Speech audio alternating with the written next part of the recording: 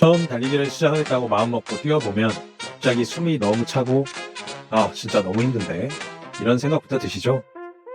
목에서는 쇠맛, 피맛이 나는 것 같기도 하고요. 심장은 터져버릴 것 같고 느리게 뛰라고 해서 천천히 달려봐도 분명 열심히 뛰고 있는 것 같은데 매일 제자리 걸음인 느낌이 들고요. 더 빨리 더 잘 달리고 싶어서 이것저것 찾아보면 존투 운동이니 뭐니 해서 심박이 높으면 안 된다 하는데 내 심박은 이미 180을 넘고 있고 그래서 시작도 못하겠고 답답했던 적 분명히 있으실 거예요. 그런데 제가 지난 영상에서 처음 달리기를 시작한 여성분의 심박수를 소개해드린 적이 있습니다. 그분의 심박수는 처음엔 천천히 1km도 안 달렸는데 200이 넘어갔었는데 3개월 정도 꾸준히 달려보니 심박도 170대로 내려오고 10km를 1시간 만에 완주를 했다는 사례를 소개해드렸었죠. 그분은 도대체 어떻게 훈련했길래 3개월 만에 200이 넘던 심박수가 170대로 변할 수 있었을까요? 오늘 영상 끝까지 보시면 여러분의 심박수도 위에 소개해드린 여성분처럼 안정적으로 변할 수 있는 핵심 방법을 이야기해드릴게요. 그리고 정말 어디에서도 접해보지 못해보셨을 호흡 꿀팁 딱 한 가지를 마지막에 말씀드릴게요. 정말 바로 적용 가능한데 마술처럼 호흡이 편해지는 것을 체험할 수 있으실 겁니다. 그럼 지금부터 그 방법 함께 알아보시죠. 마라톤은 혈액 싸움이라고도 하죠. 훈련된 선수들의 심장은 한 번에 더 많은 혈액을 보낼 수 있기 때문에 같은 산소를 공급하면서도 심박수는 더 낮게 유지할 수 있습니다. 예를 들어서 일반인의 평균 안정기 심박이 60에서 70 사이라고 하면 전문 마라톤 선수들의 평균 심박은 40에서 50 정도라고 합니다. 엄청난 차이죠. 달리기 시작하면 이 차이는 더 커지겠죠.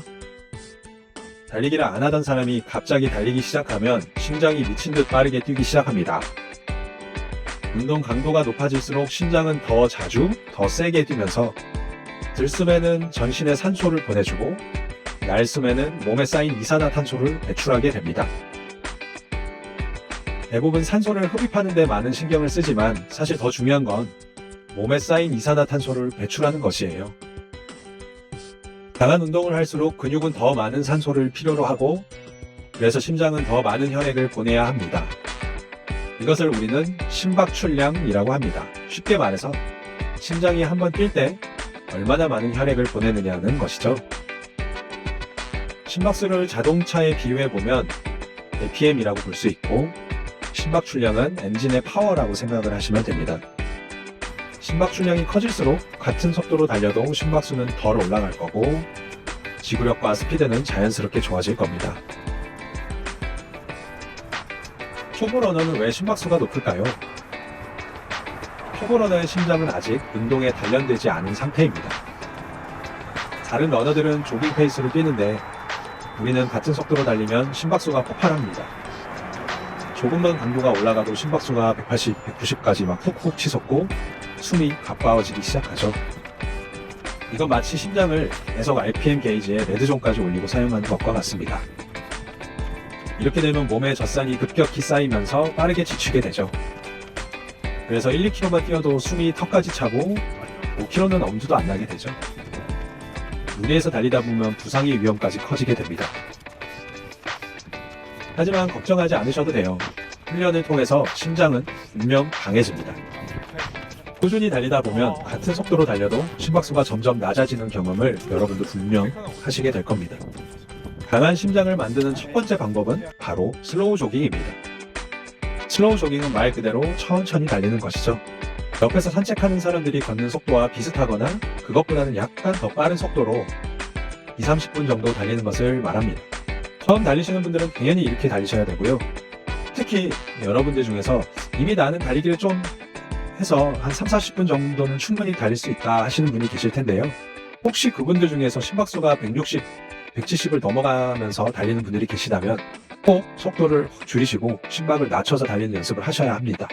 빠르게 달리는 것보다 천천히 오래 달리는 것이 심장을 튼튼하게 만드는데 훨씬 효과적입니다. 슬로우 조깅의 핵심은 속도가 아니라 편안한 호흡을 유지하는 것입니다. 그러기 위해서 옆 사람과 대화를 하면서도 힘들지 않게 호흡할 수 있는 정도의 강도로 달리시면 좋습니다. 사람에 따라 다를 수 있지만 일반적인 심박수의 기준으로는 120에서 150 정도 사이로 달리는 것을 추천합니다. 그리고 점점 빨라지지 않기 위해서 달리는 걸음의 폭폭은 본인 발의 반보에서 한 보 정도를 넘지 않도록 총총 달리시면 속도 조절에 도움이 됩니다. 더 자세한 슬로우 조깅 자세는 제 영상을 참조해 주세요. LSD 훈련은 롱 슬로우 디스턴스, 말 그대로 천천히 오래 달리는 훈련이에요. 슬로우 조깅으로 평소보다 더 먼 거리를 오래 달리는 훈련이라고 생각하시면 됩니다. 이때 심박수는 여전히 120에서 150 정도를 유지합니다. 그런데 평소에 3에서 5km 정도를 만약에 달리셨었다면 1, 2주에 한 번 정도 시간이 여유가 좀 있고 컨디션이 좋은 날에는 평소보다 좀 더 먼 거리를 달려보세요. 6km도 좋고 8km도 좋습니다. 이렇게 조금씩 거리를 늘리다 보면 어느 순간 10km 이상도 달리실 수 있을 거예요. 이러한 LSD 훈련을 통해서 우리의 몸은 혈액순환 능력과 지방 연소 효율이 좋아지면서 점점 장거리 러닝에 적합한 몸으로 변화하게 됩니다. 항상 같은 속도, 같은 거리로만 달리면 우리의 몸은 금세 적응하고 성장하지 않게 됩니다. 가끔은 심장을 좀 강하게 자극하는 포인트 훈련도 필요합니다. 대표적으로 인터벌 훈련과 언덕 훈련이 있습니다. 인터벌 훈련은 짧은 거리를 빠르게 달리면서 심박수를 빠르게 끌려 올렸다가 다시 빠르게 회복하는 것을 반복하는 훈련입니다. 언덕 훈련도 마찬가지입니다. 오르막에서 심박수가 급격히 올라가면서 하체 근력과 심장 모두를 단련시켜줍니다. 다만 초보 러너일수록 강도 조절이 무척 중요한데요. 예를 들어서 평소에 730 정도의 페이스로 달리시는 분이라면 이보다 조금 더 빠른 700에서 630 정도의 속도로 100m 정도를 달려주고 심박이 다시 안정되기를 기다렸다가 다시 달리는 방법입니다. 이렇게 달리면 평소 120에서 150 정도였던 심박이 170, 80이 훅 넘을 정도로 달리시게 될 겁니다. 그리고 다시 심박이 120에서 150 정도로 회복되기를 천천히 달리면서 기다렸다가 회복이 되면 다시 빠르게 달리기를 반복합니다. 이때 쉬는 시간은 너무 길지 않게 해주시고요. 반복 횟수도 처음엔 일반적인 슬로우 조깅으로 몸을 충분히 풀고 달리면서 마무리 구간에서 인터벌을 서너 번 하는 정도로 하시면서 훈련하는 것을 추천합니다. 이런 인터벌 훈련이 익숙해지면 반복 횟수를 조금씩 늘리시면 됩니다. 중요한 것은 인터벌 훈련을 한다 생각하시고 갑자기 너무 빠르게 전력 질주를 할 경우에는 햄스트링이나 무릎 같은 곳에 다른 부상으로 이어질 수가 있으니 인터벌 훈련이라고 해서 너무 빠르게 달리지 마시고 평소 페이스보다 조금 더 빠른 정도라고 생각을 하고 훈련하시면 됩니다. 항상 내 몸 상태를 먼저 체크해 주세요. 마지막으로 처음에 소개해드렸었던 제가 달릴 때 가장 많이 사용하는 호흡 꿀팁을 소개해드리겠습니다. 우리가 달리자마자 금세 숨이 차는 이유는 사실 산소가 부족한 것보다는 이산화탄소가 몸에 쌓이기 때문인데요. 우리 몸에 쌓인 이산화탄소를 빠르게 배출하는 것이 러닝 호흡에서 무척 중요합니다. 이렇게 이산화탄소를 빠르게 배출할 수 있는 러닝 호흡 방법은 바로 내뱉는 숨에 집중해서 살짝 강하고 빠르게 숨을 뱉어내면서 호흡하는 것입니다.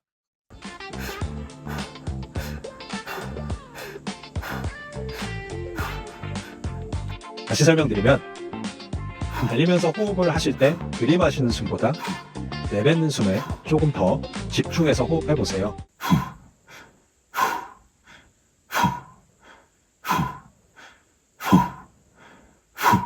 평소보다 살짝 빠르고 강하게 숨을 훅 하고 내뱉어주세요. 이렇게 호흡하면서 달리시면 몸에 쌓인 이산화탄소를 아주 효과적으로 빠르게 배출할 수 있게 됩니다. 이렇게 숨을 강하게 내뱉으면 마시는 호흡은 자연스럽게 빠르고 깊게 들이마셔지게 됩니다. 이렇게 호흡하면 평소보다 훨씬 편안하고 지치지 않는 것을 단번에 느끼시게 될 거예요. 그리고 달리다가 호흡이 너무 힘들어지면 빠르게 서너 번 정도 호흡을 세게 내뱉고 강하게 마시는 것을 연속으로 해보세요.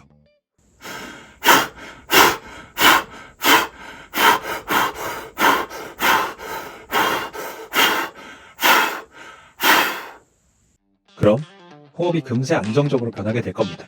사실 이런 호흡법은 수영이나 잠수를 할 때 많이 사용하는 방법인데요. 하지만 이 방법은 너무 자주 사용하는 것은 추천하지 않습니다. 정말 힘들 때 필살기처럼 한두 번씩만 사용해주세요. 오늘은 이렇게 달리기 호흡법에 대해서 알아보았는데요. 여러분에게 도움이 되었다면 정말 좋을 것 같습니다. 앞으로도 초보 러너분들께 실제로 도움이 되는 이야기들을 꾸준히 전해드릴게요. 빠르게보다 꾸준히, 열심히보다 부상 없이 이 두 가지를 기억하세요. 아직 구독하지 않으셨다면 구독 버튼 한번 눌러주시고요. 오늘 영상 끝까지 시청해주셔서 정말 감사합니다.